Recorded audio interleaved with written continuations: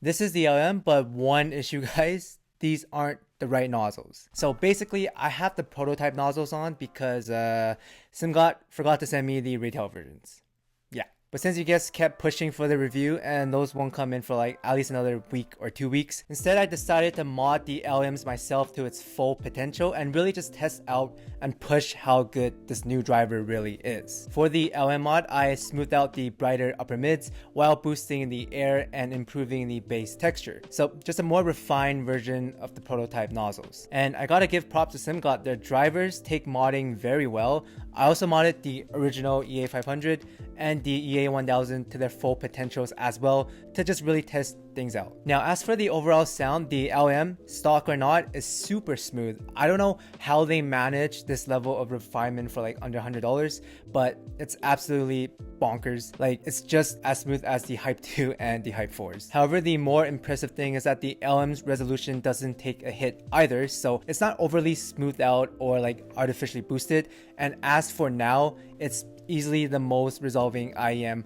under $100 and very similar to its older brother, the EA1000. The low end is very natural, warm leaning, but also not boomy. Drums have a nice thump and weight to the attack, and you can almost hear like the vibrations in the drums as you can kind of see them shaking as it gets hit. It's not a bass headset, so compared to the JD7 or the T5S, the low end isn't as forward, it's not as heavy, and the LM doesn't fill in the entire headspace with the low end as well like those sets either. But the drums do hit very nice. The bass guitars are still very satisfying for rock, R&B, hip-hop, while having like a very nasty rumble in the sub bass. Now since the LM is warm leaning, this does affect the vocal timbre a bit. They're fuller sounding, very smooth still, sits at a normal distance, not too forward, but just not as bright and clean or sparkly as the EA1000s or as sharp as the EA500s. The vocals are by no means congested, still fairly natural, open, but just warmer, less sharp, and less bright versus the other two. And I know some of you guys found those two sets to be a bit bright,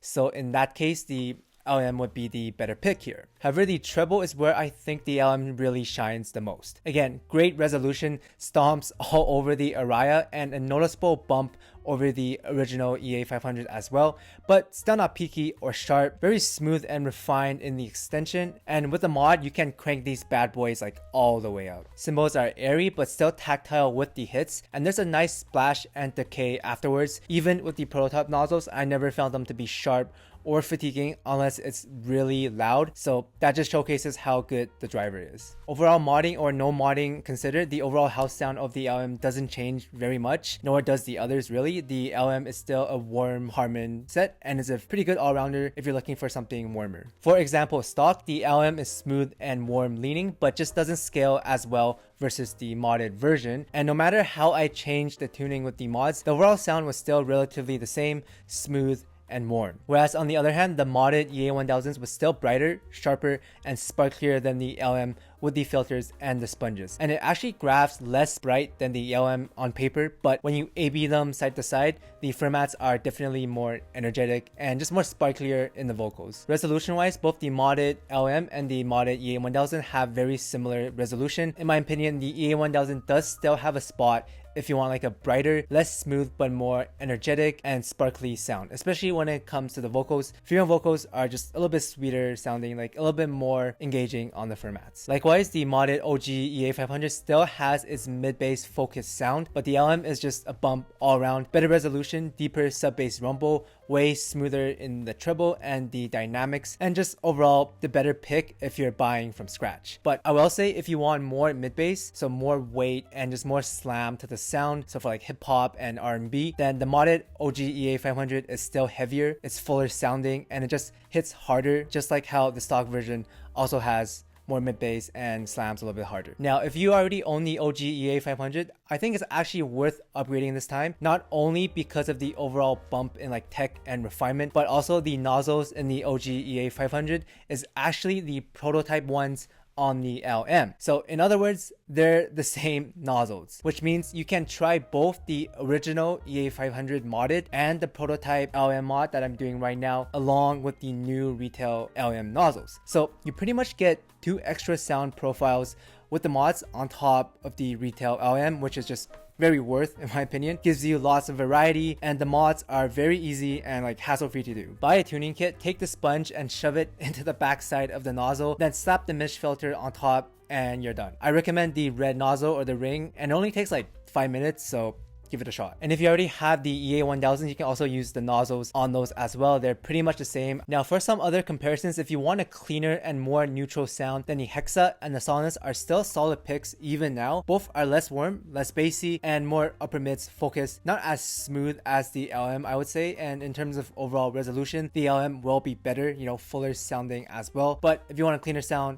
those are still very valid options. For brighter sets, we have the RD-T10, which is basically just the S12 but cheaper, and you can also get the Melody if you want even more bass on top of the energy. Both will be more sparkly, more energetic, and less warm than the LM, not as smooth and refined in the treble. The low end isn't as rumbly either, not as textured, and the impact isn't as heavy as the LM, but if you are a treble head, then those would be better picks. Compared to the Chopin and the Nova, the LM isn't as clean and well separated because of the extra low end taking room, and overall it's easier just pick out details with the Chopin and the Nova because they have a leaner mid bass, less warm, and just more balanced. Resolution wise, they're all around the same. Dynamically, the LM is just as smooth as the Nova and the Chopin, but just more colored and fuller sounding with better low end texture.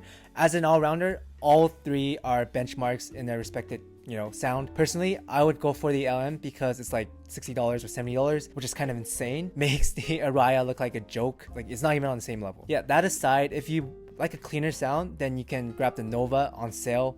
Very great value. And versus the EW200, the LM is just better in every area, you know, more resolving, better low end texture, better treble, like more refined. If you have the EW200 right now, the LM would be a good upgrade. As for the OLINA SE, they're both very similar, warm leaning, but the LM is overall a slight bump over the OLINA. Better low end texture, heavier, smoother treble, you know, a little bit more resolving. But if you already have the OLINA, you don't necessarily, you know, need to upgrade. It is a slight bump overall, but the sound is still very similar. It's a warm Harman boost, right? And you're just paying it for the extra boost in the technical department. So I think the OLINA is still fine, but if you're buying from scratch, then yeah, definitely grab the LM. However, things get a bit tricky with the EM6L because they're very similar in the sound. Both are warm leaning, very similar in the technical department as well. Both are very smooth, but it's just that the LM sounds a little bit brighter, slightly brighter in the upper mids. The modded LM is warmer, whereas the EM6L is not as warm, but it's livelier,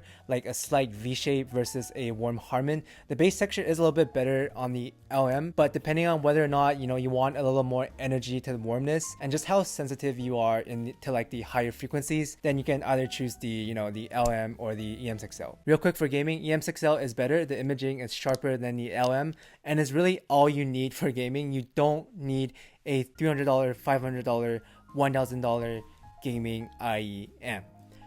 Anyways, I'll be comparing the retail nozzle to my amazing mods when that comes in, but that's it for now. I hope you guys enjoyed the modded version of this video, I guess.